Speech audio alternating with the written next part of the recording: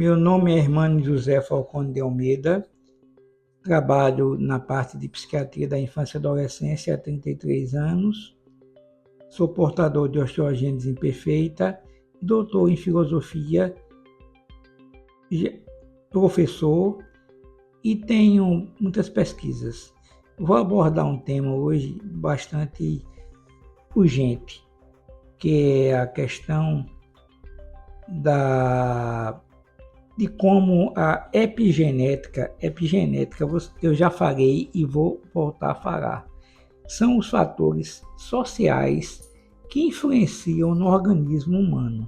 Eu não vou tentar explicar aqui os detalhes, porque na realidade não vai mexer direto com DNA, mas vai ser com proteínas que vão consequentemente fazer uma sequência que vai mexer em RNA e vai acabar dando situações de modificação na própria configuração de expressividade de comportamento através da produção de substâncias químicas. Se ninguém entendeu, não tem problema, ninguém tem a obrigação de entender. Só sei que epigenética são fatores ambientais que são fundamentais. Então, se nós estamos aqui falando de saúde mental, transtornos mentais, eu não posso deixar de falar em epigenética, porque influencia. Eu já citei aqui, venho citando, não vou ser repetitivo, as redes sociais, o excesso de uso de internet, a maneira como a gente está usando redes sociais não é legal, é totalmente prejudicial. Se você pegar, eu não vou citar nome de nenhuma, mas se você pegar o algoritmo de uma décadas e começar a visualizar, você vai ver que na realidade não existe uma competição por curtidas e uma competição para ver quem é mais aceito ou não é mais aceito. As fotos passam geralmente sensação de felicidade ou então discurso às vezes de ódio, discurso de convergência.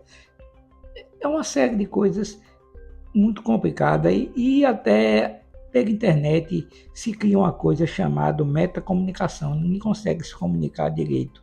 Se a gente já não consegue vendo a pessoa, olhando no olho, imagine via WhatsApp através de mensagens. Sempre gera mal entendidos e eu já vi casos, inclusive, de pessoas descompensarem em função disso. Primeira mensagem. Outra mensagem muito importante que também é epigenética. Já falei de uma que é a tecnologia, o uso de internet e redes sociais. A segunda mais uma vez eu vou tocar, eu já toquei, bebê reborn. Numa boa. Nessa semana me enviaram uma foto, não vou citar também quem foi e de onde foi, mas num determinado shopping de pessoas jovens andando no carrinho de bebê com bebê reborn. Nesse exato momento, nós estamos vivendo uma guerra gravíssima no Oriente Médio, não só a guerra que é grave, que pode levar a consequências catastróficas entre Israel e Irã, mas também um genocídio em Gaza. Vocês têm a ideia da quantidade de crianças mortas naquela região, crianças recém-nascidas, crianças de 2 anos mutiladas e mortas.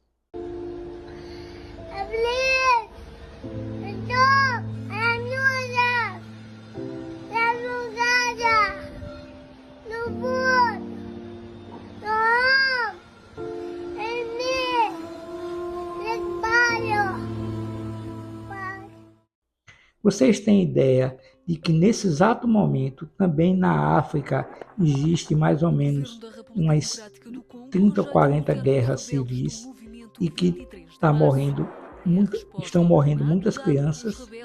E aqui no Brasil também. Vamos olhar para o nosso Brasil. Eu não vejo o Brasil como um local desprovido de fome, de miséria e de violência. A quantidade de crianças na rua envolvidas com droga e com sexualidade também é muito grande. Então, vamos começar a nos preocupar com o real e tentar mudar. Agora, a parte complicada. Eu fico meio desacreditado, porque parece que a gente vive no automático. A gente vai vivendo a vida, nosso dia a dia, certo? Por exemplo, aparece uma pessoa com um transtorno, digamos, de depressivo. A gente leva para um psiquiatra, o psiquiatra faz aquele papel, tudo bem. E se não levar em consideração a epigenética, a estrutura familiar, a estrutura social, a gente vai estar, de certa maneira, fazendo uma parte só do trabalho. Sem nenhuma crítica negativa, porque todos os colegas eu respeito. Então, nesse momento, nós estamos sendo inundados por muitas situações epigenéticas complexas.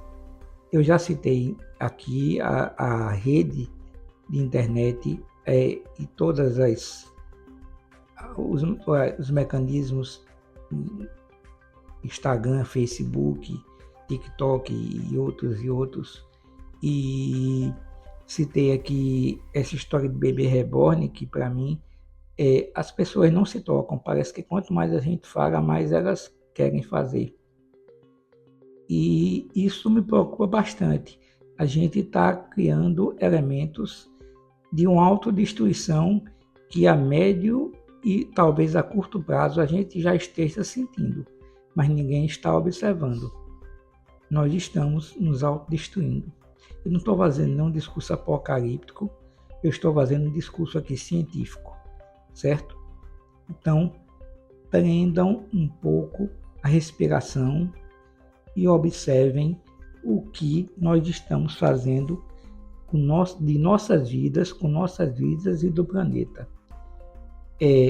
Inveja, disputa, competição. Isso leva a quê? Certo?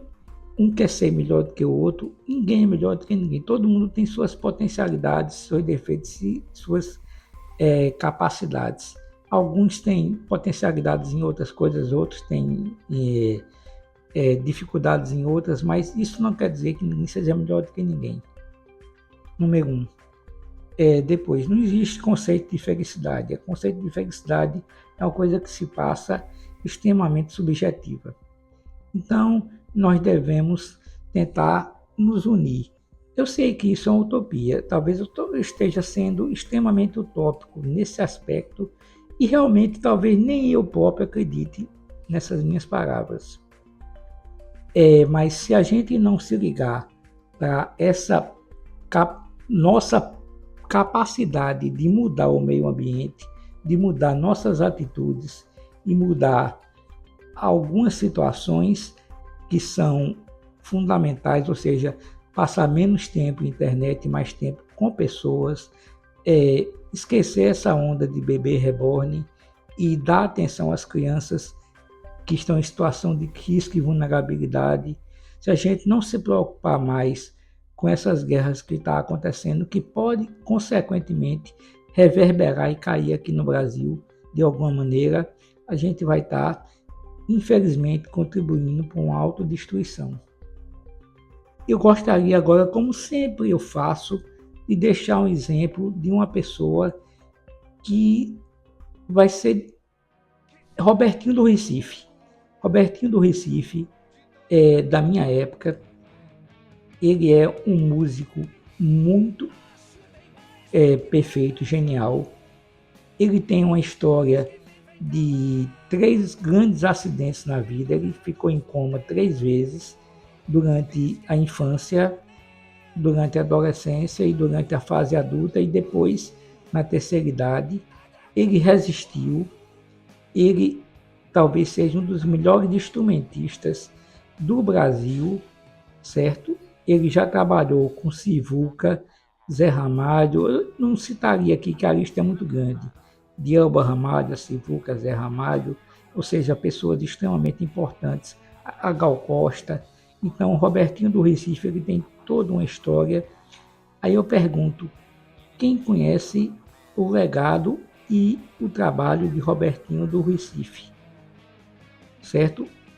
É o nosso companheiro aqui, vizinho do Nordeste. Nós estamos em época de São João e o Robertinho do Recife também trabalhou com Dominguinhos. Eu já citei Sivuca, Hermeto Pascoal e, consequentemente, a gente esquece de ouvir e conhecer pessoas como Robertinho do Recife para privilegiar as pessoas contemporâneas.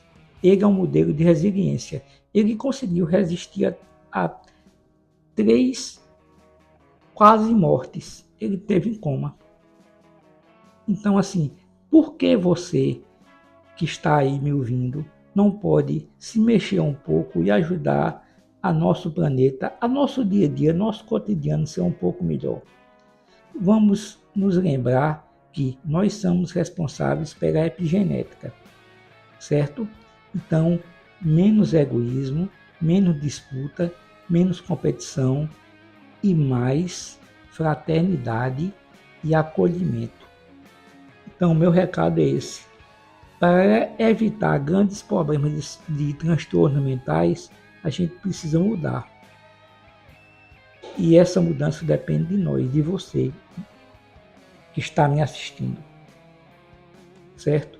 E não é com egoísmo, com disputa, com arrogância e com atitudes egocêntricas e individualistas que você vai conseguir ajudar, você vai conseguir só contribuir para a destruição do planeta.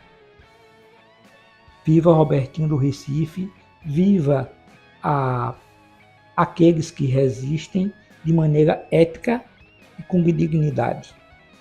Muito obrigado e pensem 2 vezes que a gente está precipitando as pessoas não só em transtornos mentais, mas como situações de risco e morte. Muito obrigado.